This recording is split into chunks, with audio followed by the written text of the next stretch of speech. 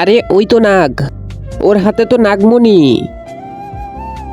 ধরো ওকে, দাঁড়া বলছি, দাঁড়া। নাগমণি বের কর। না, করব না। এটা কি করছো? গোবর গুলিয়ে তোকে খাওয়াবো, তারপর তুই বমি করতে করতে নাগমণি বেরিয়ে আসবে, তারপর নিব।